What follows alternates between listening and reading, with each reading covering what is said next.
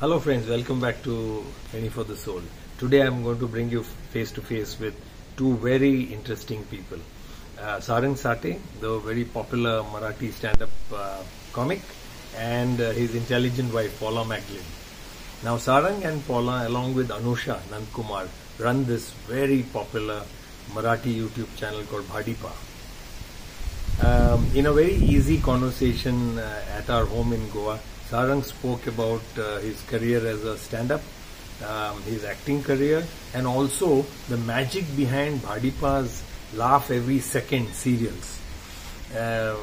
Paula spoke about how she met Sarang and their life together and her attempt to learn Marathi. So, आता फक्त बसा आणि आनंद लुटा. So welcome to Goa, Sarang and Paula. Thank you. Such a pleasure to have you coming home. Thank you for coming to our, we are enjoying Goa thoroughly. Yeah, with my friend Bebe Barreto's Urak and Cashew Feni. Yes. Bebe will be happy. Yeah. So मी ना पटकन सारंगशी सुरुवात करतो. पहिला प्रश्न असा आहे की पु ल देशपांडेंच्या कथाकथनांचा तुझ्यावर काय परिणाम झाला आहे आणि ते काय मूळ कारण आहे का तुझ्या स्टँडअप कॉमेडीचा एंट्रीसाठी? माझ्या स्टँडअप कॉमेडी सुरू करण्यामागे पुलंचा हात नाहीये. अगदी मी ऑनेस्टली म्हणजे उगीच कशाला आपण खोटं सांगायचं, हो मी त्यांच्याकडनं इन्स्पायर होऊन केलंय.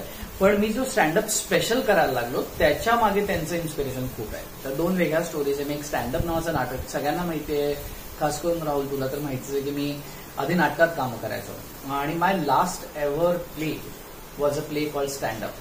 त्यानंतर मी नाटक केलेलं नाहीये आणि त्या नाटकाचं नावच स्टँडअप होतं, which was about bunch of standup comics. आणि त्या नाटकाच्या रिहर्सलच्या वेळेस असं झालं की त्यातला जो माझा सेट होता तो मला असं वाटलं की नाही तसा छान वर्क होत नाही, कारण त्याच्यामध्ये जे इंटेन्शन होतं म्हणजे त्या कॅरेक्टरचं जे इंटेन्शन होतं त्या इंटेन्शनने लिहिला गेला नव्हता. ते पॉलिटिकल कॅरेक्टर होतं थोडंसं. म्हणून मी आणि त्या दिग्दर्शकाने मिळून तो सेट डेव्हलप केला त्या पात्रासाठी. आणि एकदाच ते नाटक करत असताना अचानक इंटरॅक्शन चालू झालं ऑडियन्सशी आणि मग मला लक्षात आलं की स्टँडअप परफॉर्मन्स आणि स्टँडअप नाटकातलं पात्र ह्याच्यातला फरक असा आहे की standup is almost like a dialogue, कारण का तुम्ही कंटिन्युअसली तुमच्या ऑडियन्सशी बोलत असता आणि ते सुद्धा उलटे पण बोलतात कधी कधी, किंवा त्यांना तुम्हाला इन्क्लूड करून घ्यायला. नाटकासारखं नाही की तुम्ही आपलं एक नरेशन दिलंय आणि विसरून गेलाय. तर इंटरॅक्टिव्ह असलं पाहिजे. हे जेव्हा लक्षात आलं तेव्हा त्याची काहीतरी नवीन गंमत सापडली. नाटकाच्या पलीकडे हे आहे हे लक्षात आलं. म्हणून मी हा सेट जेव्हा आमचा एक पहिला मराठी स्टँडअप शो आम्ही प्रोड्यूस करत होतो ऍज अ प्रोड्युसर्स, तर तो मला असं वाटलं की म्हणजे बेसिकली एक ब्रुवरीने आम्हाला एक जागा दिली होती 1 तासासाठी. मित्र होता ज्याने फ्रीमध्ये दिलं होतं ती जागा आणि आमचे 50 मिनिटच भरत होते. तर तो म्हणला की चला तुला 1 तास दिला तर 10 मिनिटं कर अजून काहीतरी, कोणीतरी एक आण नवीन कॉमिक. म्हणून मी माझा स्टँडअप मधला सेट मराठीत परफॉर्म करून बघितला आणि तो खूपच चालला आणि त्याच्यामुळे मला स्टँडअपची सवय लागली किंवा आवड लागली. पण जसं आम्ही मराठीमध्ये स्टँडअप लॉन्च केलं त्याच्या 3 महिन्यानंतर पुलोत्सव होत होता पुण्यामध्ये पहिल्यांदा आणि त्यांचा आम्हाला कॉल आला की असं तुम्ही ऑलरेडी मराठीत स्टँडअप करताय, पुलोत्सव आहे, तर तुम्ही पुलंचे काही पीसेस परफॉर्म कराल का? तर मी त्यांना असं म्हटलं की पुलं असते ना तर त्यांनाही आवडलं असतं जर का आम्ही आमचे पीसेस केले तर, कारण ते त्यांनाही कंटाळा आला असता की तीच गोष्ट आपण पुन्हा पुन्हा वेगळ्या परत म्हणजे अजूनही आपण ते दारू म्हणजे काय रे भाऊ याच्यावर ऑडिशन्स देतो. तर ते न करता आपल्याला एक त्यांनाही आवडलं असतं जर का आम्ही नवीन काहीतरी सादर केलं असं तरुण मुलं म्हणून आम्ही पुलंना डेडिकेशन म्हणून एक पीस सादर केला. त्याचं नाव होतं पुणेकर मुंबईकर नागपूरकर, त्यांचं जे लिखाण होतं त्याच्यावर. पण आत्ताच्या मॉडर्न पुणेकर मुंबईकर नागपूरकर यांच्यावरचं ते लिखाण होतं. त्यातला जो पुणेकर जगात भारीवाला जो सेट होता तो व्हायरल गेला आणि तेव्हापासून मी स्टँडअप. त्यामुळे माझ्या सक्सेस मागे पुलंचा खूप मोठा हात आहे, माझ्या इन्स्पिरेशनच्या मागे नाटक आहे. फॅन्टॅस्टिक. माझ्या मते ना स्टँडअप कॉमेडी म्हणजे मला असं वाटतं की ऍक्टिंगपेक्षा कठीण आहे असं मला वाटतं, फॅन म्हणून, ऑडियन्स म्हणून. तुझं काय मत आहे? मला कठीण सोपं ह्याच्यावरून असं वाटतं की पूर्ण प्लीज कन्फ्यूज करू नका. माझे भरपूर ऍक्टर मित्र आहेत ज्यांना स्टँडअप करून बघायचं आहे आणि भरपूर स्टँडअप कॉमिक्स असतात ज्यांना अभिनय करत असतो. हे दोन वेगळी माध्यम आहेत. मग अशी म्हटलं तसं standup is a dialogue with the audience, while acting हा तुमच्या बरोबरच्या पात्राबरोबर डायलॉग आहे. अर्थात ऍक्टिंगमध्ये पण आपण फोर्थ वॉल ब्रेक करतो, बतावणी असते, भरपूर प्रकार असतात, नरेशर असतो, सूत्रधार असतो जो बोलतो, पण त्याच्यात सुद्धा आपण तरी ऑडियन्सला आपल्यापासून अलिप्त ठेवतो, वेगळं ठेवतो. खूप कमी वेळा स्ट्रीट प्ले वगैरे असेल तेव्हाच आपण इंट्रोड्यूस करतो. तर त्यामुळे तो एक सगळ्यात महत्वाचा दोघांमधला फरक. स्टँडअप मधला एक भीतीचा भाग, भीती जास्त वाटते ऍक्टिंगच्याहून मला स्टँडअप करताना. त्याचं कारण म्हणजे ती एन्झायटी वाढण्याचं कारण म्हणजे तुम्ही ऍक्च्युली तुमच्या मनातलं बोलत असता. दुसऱ्याचं स्टँडअप, दुसऱ्या कोणाचा जरी पीस परफॉर्म केला आपण तर त्याला स्टँडअप नाही म्हटलं पाहिजे. स्टँडअप कॉमेडी हे स्वगत आहे, तुमचं स्वतःचं मनोगत आहे आणि त्याच्यामुळे तुम्हाला थॉटची क्लॅरिटी लागते, विचारांची क्लॅरिटी लागते, तरच तुम्हाला स्टँडअप करता येतं. तुम्हाला काय म्हणायचंय त्याला तुम्ही ओनरशिप द्या. म्हणून स्टँडअप कॉमिक्सना बरेच वेळा माफी पण मागायला लागते. त्याचं कारणच हे की तुम्ही मनातलं सगळंच तिकडे गरळ होता आणि ते थोडं रिस्की असतं. वेअरॅज ऍक्टिंग मध्ये तुम्ही म्हणू शकता मी नाही ते पात्र म्हटलं असं म्हणून त्यातनं मोकळे होऊ शकता. Fantastic, thank you so much. So Sarang, पुढं म्हणजे छावा पिक्चर, यामध्ये तुझा तो गणोजी शिर्केंचा रोल होता. आता हा निगेटिव्ह रोल होता. या रोल मध्ये म्हणजे ते घेऊन ऑडियन्स किंवा मित्रांकडून कसा फीडबॅक तुला मिळाला? म्हणजे मला बऱ्यापैकी अपेक्षित होतं, पण त्याच्याहून जरा जास्तच लोक चिडली सुद्धा. कारण मुळात छावा ऑलरेडी कॉन्ट्रोवर्शियल कादंबरी आहे. त्याच्याकडे बघण्याचे वेगळ्या समाजाचे वेगळे सॉर्ट ऑफ दृष्टिकोन आहेत आणि त्यातून गणोजी शिर्केंचा इतिहास सुद्धा खूप गढूळ आहे. म्हणजे त्यांच्याबद्दल एकीकडे खूप वाईट लिहिलेलं आहे, एकीकडे असं म्हणतात की राजाराम महाराजांना तिथून पळवून न्यायला त्यांनीच मदत केली, दुसरीकडे एक तहही करून दिलं. त्यामुळे जेव्हा आपण एखाद्या अशा अत्यंत कॉन्ट्रोवर्शियल गोष्टीचा भाग असतो तेव्हा आपल्याला माहिती असतं आपल्याबरोबर काय होणार आहे. तर ती रिॲक्शन अपेक्षित होती, ती आली. मी त्या खरं तर छावाबद्दल कुठेही काही बोललो नाही. हा पहिला इंटरव्ह्यू ज्याच्यात बोलतोय आणि ते बोलण्याचं कारणही असं आहे की जेव्हा लक्ष्मण उत्तेकरांनी मला आणि सुब्रतला निवडलं या रोलसाठी, खूप लोकांच्या ऑडिशन झाल्या होत्या. मला माहित पण नव्हतं मला कुठल्या रोलचं. म्हणजे गणोजींचा एक सीन होता पण माहित नव्हतं की मी ह्याच्याकडे. त्यांनी सांगितलं होतं की सगळेजण हीच ऑडिशन देणार आहेत आणि आम्ही वेगवेगळे रोल्स देणार आहोत. पण जेव्हा गणोजींसाठी निवड झाली तेव्हा त्यांचं पिच आम्हाला उलटं असं होतं की मला तुम्ही दोघं अशासाठी हवे आहात कारण तुमच्याकडे बघून वाटत नाही किंवा तुमची इमेज, पब्लिक इमेज जी आहे, कारण दोघंही कॉमिक ऍक्टर्स आहोत, तर पब्लिक इमेज अशी आहे की हे चांगली माणसं तर मग ते बिट्रेल आणखीन बोचेल लोकांना, असं लक्ष्मण सरांचा त्यातला उद्देश होता. ते जरा जास्तच बोचलं आणि त्यामुळे आम्हाला थोडा त्रासही सहन करायला लागला. आता कालच आमचा इकडे एक खूप चांगला मित्र आहे गोव्याचा सिद्धेश म्हणून, तर तोही म्हटला की दादा नको करत जाऊ अशी रोल. आणि ते स्वाभाविक आहे. पण मला असं वाटतं की जेव्हा तुम्ही एखाद्या फिक्शनल गोष्टीला न्याय द्यायचा असेल तेव्हा लोकांना ते सरप्राईज फॅक्टर देणं अत्यंत गरजेचं असतं. म्हणजे आपण कुठलाही थ्रिलर जेव्हा बघतो आणि त्या थ्रिलरमध्ये समजा आता अमरीश पुरी असेल आणि जर का शेवटी खुनी तोच निघाला तर मग लोकांना माहितीच असणार आहे. पण त्याच्या जागी जर का अचानक काय म्हणजे काय राजेश खन्नाच खुनी निघाला किंवा काय आमिर खानच खुनी निघाला तर आपल्याला ते बिट्रेल आणखीन जाणवणार, कारण की त्याला आपण तसं बघितलेलं नाहीये. And somebody has to play the bad guy. No, absolutely spot on. करताना आपण मुद्दामून त्यामुळे असं ठेवलं होतं की पहिल्या तिन्ही सीन्स मध्ये आम्ही काही इल इंटेन्शन ठेवलंच नाही. म्हणजे काय कुठलाही माणूस, माझं असं म्हणणं आहे कुठल्याही निगेटिव्ह माणसाबद्दल पण म्हणजे जे आपण ज्याला सुपर विलन्स म्हणूयात, आपण असं उदाहरण घेऊया, चला ओसामा बिन लादेनचं उदाहरण घेऊयात की ज्यांनी एवढा मोठा काहीतरी टेरर ऍक्ट केला. त्याची सुरुवात होताना त्याच्या मनात मी वाईट आज काहीतरी त्याच्या दृष्टीने तो योग्य करतो असंच असणार. त्यांच्या सगळ्या ह्याच्यामध्ये बिलीफ असतं. पण अर्थात समाज व्यवस्थेमध्ये ते अत्यंत चुकीची गोष्ट आहे, भयंकर वाईट गोष्ट आहे. तर ते तुम्ही जर का तुमच्या पात्रात आणायला लागलात ऑलरेडी की मी काहीतरी विलन आहे, तर मग तो कॉमिक बुक विलन होतो. म्हणजे जसा मोगॅम्बो झाला किंवा, पण हा कॉमिक बुक विलन नाही आहे ना, हा रिअल लाईफ विलन आहे. रिअल लाईफ विलनची सुरुवात नॉर्मल सी पासूनच होते आणि मग ती वाईटाकडे जात जाते. तर तो आम्ही प्रवास करायचा प्रयत्न केला. नाही, अत्यंत व्हेरी व्हेरी गुड. आता भाडीपा कडे वळू आपण. आई आणि मी हा खूपच गाजला कोविडच्या काळात खास करून. तर त्याच्या मागे म्हणजे कशामुळे असं घडलं तुला काय वाटतं? What was the magic? 3 गोष्टी होत्या. थोडं अनालिटिकल मॅजिक आहे ह्याच्या मागे. स्ट्रेंजली लोकांना असं वाटेल की ते जुळून तर आलंच आहे, म्हणजे मॅजिक आहे त्याच्यामध्ये. आज ते मॅजिक नंतर सांगतो, पण अनालिसिस सांगतो आधी त्याच्या मागचा. काय झालं होतं की 3G जेव्हा आलं तेव्हा सगळे जे तरुण मुलं त्यांच्याकडे मोबाईल होते ते आले ऑनलाईन आणि ते बघायला लागले. पण 4G जेव्हा आलं आपल्याकडे, 4Gच्या वेळेस बऱ्याचशा आई वडिलांनी, कारण आपला टीव्ही डिजिटाईज झाला, आपण टीव्ही सुद्धा स्मार्ट बघायला, स्मार्ट टीव्ही आला, त्यामुळे आई वडिलांना युट्यूब, इंस्टाग्राम हे सगळं समजायला लागलं. त्याच्या and we wanted to have a show which people could watch with their family. तर आमचा उद्देश असा होता की आपण ह्या सगळ्या रेंजला, नवीन जो ऑडियन्स आलाय या सगळ्या रेंजला एकत्र कुठेतरी गुंफू शकतो का, म्हणजे 15, 12, 13, 14 वर्षाच्या मुलांना सुद्धा, मुलींना सुद्धा, आणि 50-60 मध्ये जे आता आई बाबा आलेत आणि ते सुद्धा आता त्यांच्या युट्यूबवरच त्यांची सिरियल बघतात, त्यांनाही आणू शकतो का. प्लस एकीकडे जे नवीन कॉन्टेंट आहे त्याच्यावर आणू शकतो का. असं नाही की त्यांना तिथेच सिरियल दिली आम्ही.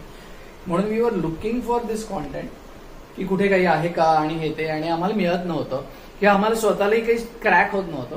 तेवढ्यात वरुण नार्वेकर म्हणून आमचा एक मित्र आहे ज्याने मुरंबा सिनेमा बनवलाय, तर तो आणि मी खूप वर्ष एकत्र लिहिलंय, डिरेक्ट केलंय आणि आम्ही खूप चांगले मित्र आहोत. तर त्याचा मी त्याला एक जनरल मेसेज पाठवला, असं काही असेल वर्ण्याचा सांग. वर्ण्या म्हणजे आता तुमच्या प्रेक्षकांना आमच्याकडे पुण्यात सगळ्यांना या लावतात, म्हणजे राहुलचं राहुल्या, सारंग्या, पॉल्या, तर तसं वर्ण्या. तर वर्ण्याला मी कॉल केला आणि मी म्हटलं की तुझ्याकडे काही आहे का. तर तो म्हटला की साठी एक गोष्ट आहे पण ती ना रिजेक्ट झालेली आहे. तर त्याने कुठल्या तरी ब्रँडसाठी आई आणि मीचे 4 सीन दिले होते आणि ते त्या ब्रँडने रिजेक्ट केले होते, कारण त्यांना वाटलं होतं की हे काय कॉन्टेंट आहे, असं काय म्हणजे आयांना टार्गेट करायला हे थोडीच कोणीतरी बनवणारे गणपती. तर ते रिजेक्टेड माल आम्ही घेतला. आम्ही म्हटलं नाही हे हिलेरियस आहे, हे खूप भारी आहे. म्हटलं फक्त त्याच्यामध्ये आता वरुणचं कसं फिक्शनल लिखाण खूप चांगलं आहे. आमच्याकडे काय होतं तर मला थोडंफार युट्यूब कळायला लागलं होतं तोपर्यंत, त्यामुळे मला माहिती होतं की आपल्याला टॅग्स तयार करायचे, आपल्याला पात्रांचं एक रिपीटेशन तयार करायचं आहे, कारण काय आलोकचंच एक वाक्य आहे की star is born out of repetition. तर ते रिपीटेटिव्ह कसं करता येईल त्यासाठी काहीतरी सीन्स तयार करायचे वगैरे वगैरे. तर ह्या सगळ्यामध्ये आम्ही 2 सीन ऍड केले. त्याच्याकडे जे काही खिचडी होती त्याच्यामध्ये वर एक तडका दिला. आम्ही शास्त्रहस्ततेचा एक सीन ऍड केला, त्याच्यानंतर अतिशय युनिक, अतिशय वेगळावाला सीन ऍड केला. आणि ह्या 2-3 सीन्स, 4 सीन्स ऐन वेळी लिटरली, म्हणजे परवा गणपती येत आहेत, काय 4 दिवसांनी गणपती येत आहेत, तर उद्या शूट करू असं म्हणून आम्ही एक शूटिंग लावलं. आता शूटिंग लावल्यावर ऍक्टर्स कोण, तर आलोक राजवाडे माझा खूप प्रिय लाडका ऍक्टर आहे, अतिशय खरंच युनिक आहे आणि भन्नाट आहे. तर त्याच्यामुळे त्याला घ्यायचं एवढं नक्की ठरलं. आई कोण, तर रेणुका दत्तरदार. खूप लोक ऍक्टर म्हणून विसरले होते, आउटस्टँडिंग ऍक्टर आहे, अत्यंत जेन्युइन, खरी वाटते, कधीही अभिनय कुठलंही लवलेशही नाही अभिनयाचं, असं वाटतं की ती बाई तिथं उभी आणि काम करते. आणि ती क्वालिटी हवी होती आम्हाला, म्हणजे ते सिरियल सारखं होणार नाही, म्हणजे ते अगदी घरातलं वाटेल असं. तर ती रिलेटिबिलिटी, आणि प्लस ती तिच्या मुलाला जेव्हा झापायची रेणुताई, तेव्हा असं वाटायचं की मला रोज झाप काही हरकत नाही, इतकी गोड आई वाटायची. तर आणि आया अशाच असतात, आपल्या आईचं झापण आपल्याला राग नाही वाटत, तर ते फिलिंग हवं होतं. त्यातनं ते कास्टिंग तयार झालं. आणि विदिन 1 or 2 एपिसोड्स आम्हाला असं लक्षात आलं की नाव पीपल आर आस्किंग अस, म्हणजे की आम्हाला ते सांगत होते आता ह्याच्यावर करा, हे झालं ना आता त्याच्यावर, आता एक्झाम्सवर करा. मग त्याच्यातनं असं लक्षात आलं की आता ते content advice is coming free of cost, ठरवतील आम्ही काय करायचं ते. असं करत करत त्याचे 50च्या वर कधी एपिसोड झाले आम्हाला कळलं पण नाही, म्हणजे ते आम्हाला सिरियल नव्हती करायची, झाली ती. Fascinating. I have to say the magic of the show really though comes from the combination of the actors. That's what, like that's really the मी तर ऍक्सिडेंटल ऍक्टर आहे त्याच्यामध्ये. Sarang's entry is the best story. ते आपण बुमरँग effect झालाय तो. माझा एक मित्र होता, तर त्याला आम्ही त्याच्या ऋषिकेश नाव त्याचं, तो असिस्ट करत होता मला. तर पहिल्या एपिसोडमध्ये तो म्हणला की सारंग मला रोल दे ना काहीतरी. तर मी म्हटलं एक काम कर, तू दारात नाही आहे आणि काकू तुला विचारतील आंघोळ केली का, आणि तू नाही म्हणशील मला हाकलून देतील. तू म्हणला अरे हा काय रोल आहे. म्हटलं नाही हाच रोल आहे, करायचं तर कर असं म्हणून त्याने केला. 2 एपिसोड त्याने केलं. तो कमेंट्स मध्ये फक्त काकू सॅवेज आहेत, काकूनी आंघोळ केली का विचारलं, काकूनी आंघोळ केली का विचारलं. तर आम्हाला असं वाटलं की ओके हे रिपीट केलं पाहिजे, कारण रिपिटेशन खूप महत्वाचं असतं. तर कारण त्यांनी आपले साईन लाईन्स किंवा आपले टी शर्ट्स विकले जातात. तर त्याच्यामुळे मी म्हटलं की ओके आपण हे रिपीट करू. 3ऱ्या एपिसोडला आम्ही हे वाक्य लिहून ठेवलं होतं आणि ऋषिकेश काही आला नाही शूटिंगला. आणि जुईला तसंही बॉयफ्रेंड द्यायला हवा होता. हा, प्रायव्हसी बद्दल होता आणि ऋषिकेश असणार होता बॉयफ्रेंड. तर ते म्हणले की आता ऋषिकेश नाही आहे, हिला नवीन बॉयफ्रेंड टाकूयात, बबू नाव ठेवूयात. आणि कोण आहे सेटर कोण आहे, आता मालकच आहेत तिकडे कमी तिथे आम्ही म्हणून मालकांना बसवलं तिकडे. आणि नेमक्या त्या एपिसोडला 10 मिलियन व्ह्यूज झाले. त्याच्यामुळे तेव्हापासून बबू आंघोळ केली का माथ्यावर छापलंय. Never bully your assistants. No, fascinating story, fascinating. You know, Paula, I'm going to ask you the genesis of this Bharatiya Digital Party, because how did this organization take roots? Because it's the two of you who, started it. So Bharatiya Digital Party, before it was named, the idea came up when Sarang and I were at Fiki Frames in Powai, and we were pitching our film. And for a couple of years, our production company, Sarang, Anusha, and I, we started this company called Gulbadan Talkies, and struggled to sort of pitch our ideas to producers and TV channels. And most people felt like whatever content or shows or films we wanted to make, they were not a good match for the audience. And we were quite confident in ourselves. And we said, this is ridiculous. Maybe very naive also. But we felt quite confident that there was a young generation of Marathi people who would like to see things in their own regional language, and that Marathi lends itself very well to comedy, entertainment, and this belief was becoming very strong in me. And as a Canadian, I always had a very weak sense of national identity or being a Canadian as such. Like, it didn't mean a lot to me because being Canadian always like, oh, we're multicultural, we're tolerant, we're pretty much socialist because we have like universal healthcare and things. And beyond that, there wasn't a lot to the Canadian identity that I was strong with. So when I could see this strong Marathi-speaking population, culture, history, theater, music, all of these things start coming together. While we were at Fiki Frames, I was just seeing how TVF and AIB were taking off when it came to YouTube web series. And I looked at Sarang and I said, this could be a great opportunity for us to make the things we really want to make, because, our web series, they're not going to be made on TV for sure. They're not going to, be picked up anytime soon by film producers. So we'll get brands on board. That's something we're good at, and we'll make it on YouTube. And is there any Marathi YouTube channel out there? We did a search and there was nothing. And so we started making a business plan, and very quickly after that had many experienced people in Marathi industry tell us this is a very bad idea. They don't believe it's going to work. Marathi YouTube, how is this going to fit? People don't know what YouTube is. And I think we just kind of gave up on expecting anybody else to invest in us and believe in us, and we said we'll just do it ourselves then. And our third co-founder Anusha, she had directed a video at that time for ICICI Bank or something like that, and which we pulled off in a decent budget. Yeah. So there was 2 options. Either we keep the 3 lakh profit between 3 of us, or we invested in this company, and that's what we ended up doing. Wow. Yeah, so then we decided to produce Casting Couch with Amari Nipun and start Bharipa, and then the name Bharatiya Digital Party was sort of like a collective jamming that we had. Again, quite analytical. Yeah, trying to think what would be a good community identity, knowing the channel isn't going to have only one face. Because we also never wanted it to be, though it's in Marathi, सगळं तरी सुद्धा we never wanted it to be a purely Marathi identity. We wanted it to be an Indian identity with a regional language. So Yeah. that's what. Yeah, because we didn't want to limit our audience. We wanted to actually use Baripat to, I mean, Make Marathi reach out. we wanted Beyond to Marathi. say, like, you know, if people in Maharashtra are downloading Game of Thrones illegally every Monday morning to watch it, what we would love to do is one day have people in Canada sitting and downloading our Marathi series the day it Wow. releases illegally because they really want to watch it. Yeah. We wanted to have And that it exchange. did happen And on a that's small happened. scale. Yeah. I mean, yeah. I don't think we're there yet, but I think we can get there. Yeah. Yes, how did you meet? When did you meet Sarang? And tell us about that. And when did you think he was the ideal life partner? Wow. Big question. Big question. So I first met Sarang coincidentally at the Toronto International Film Festival. I had been to India once and I'd met some filmmakers from Mumbai who were there, and there was a film playing called The Bright Day, and I was very much interested in pursuing a career in the Indian film industry, so I went and I watched This is Mohit Takarkar's film. Mohit first film. Takarkar's first Yeah. feature film. Wow. Yes.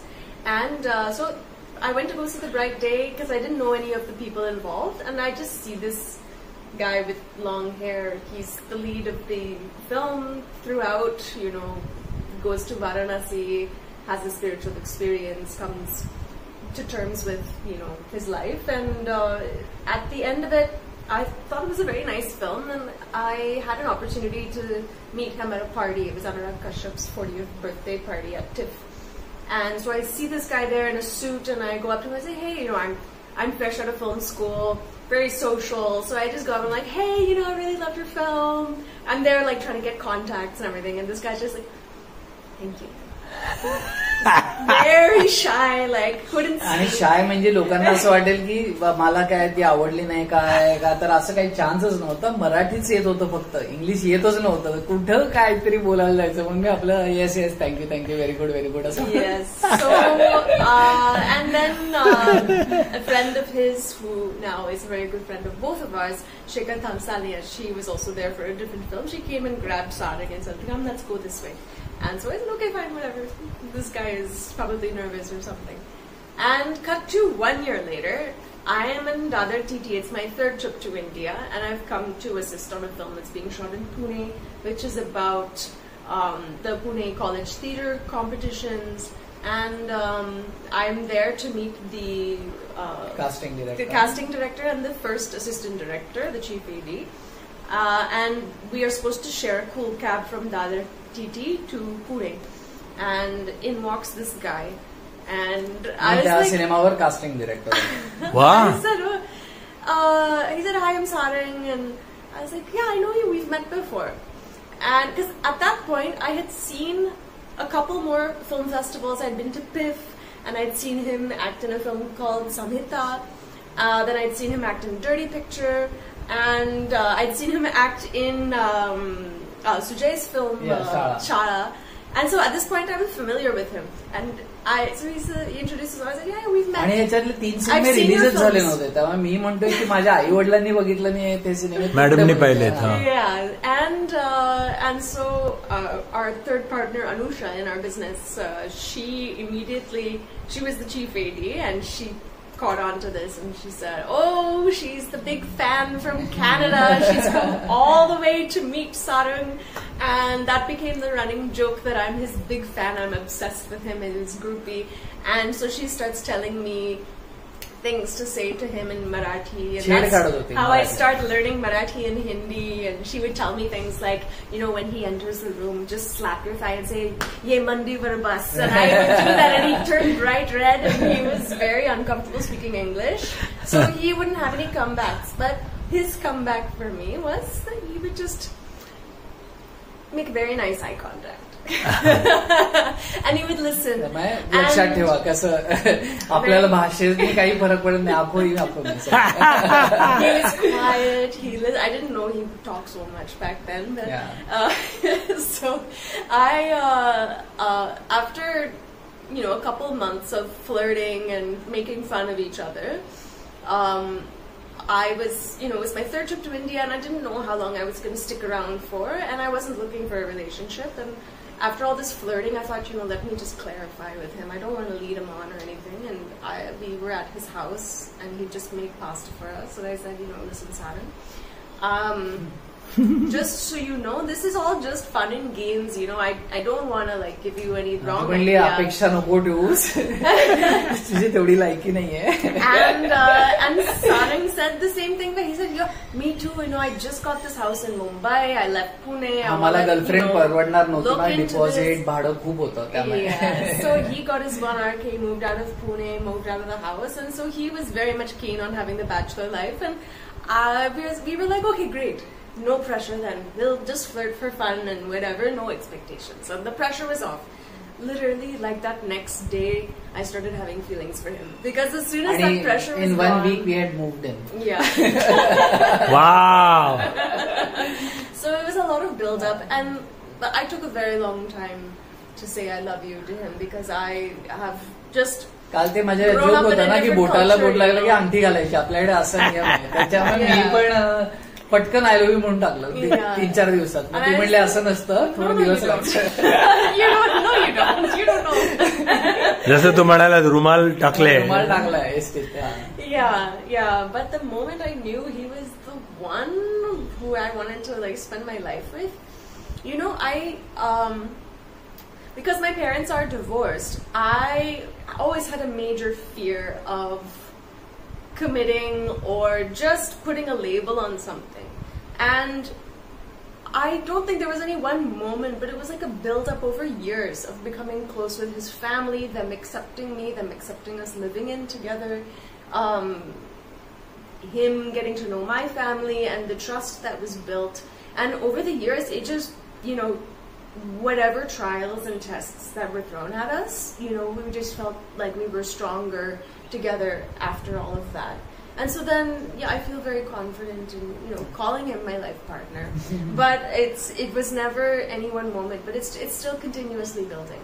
Yeah. How nice. Yeah. Congratulations. So Paula, तू बऱ्यापैकी मराठी बोलतेस हा? So Sarang तुझा teacher आहे का? हो, नक्की. रोज धडे घेतो तिथे. हो का? पण जास्त शिकून काही फायदा नाही. हो, आम्ही घरात इंग्लिश बोलतोय आणि मी लिफ्ट मध्ये फक्त मराठी. हो, लिफ्ट मध्ये बोलते कारण प्रत्येक दिवस आम्ही लिफ्ट मध्ये आणि मी काहीतरी चुकीचं बोलते आणि correction happens in the lift and then आणि मग घरी आल्या आल्या मांजरी दिसतात, मग मी मांजरींची मराठीत बोलायला लागतो, ती इंग्लिश, कारण का मांजरींबरोबर आमचं वेगवेगळ्या भाषा, तर तिकडे मस्त विसरायला होतं. Wonderful. Thank you so much, both of you. God bless Badipa and the two of you. Thank you, Rahul, and we're very excited to have our lovely lunch now. Yeah. And for anybody who's still watching, if you've not cut the camera yet, please do subscribe to Rahul's channel. And penny for the soul. Yes. No, that's very important.